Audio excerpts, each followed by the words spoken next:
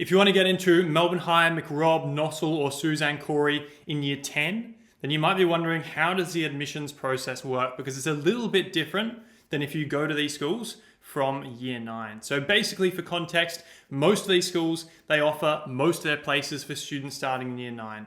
Melbourne High offers around 400 places in year 9. In year 10, it has about 30. Same thing with Macrob, same thing with Nossal, same thing with Suzanne Cory.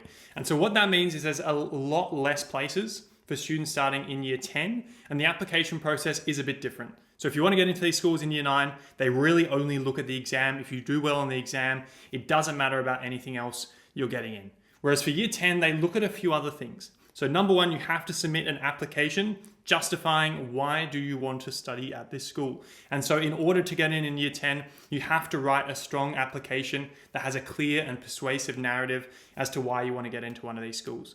Number two, you have to still do well on the exam. The exam is made by EduTest, which means it's a little bit different to the year 9 one. You only have to write one piece rather than two. The maths is a lot more similar to what you would be doing at school, whereas the year 9 test is really quite different. It's quite abstract.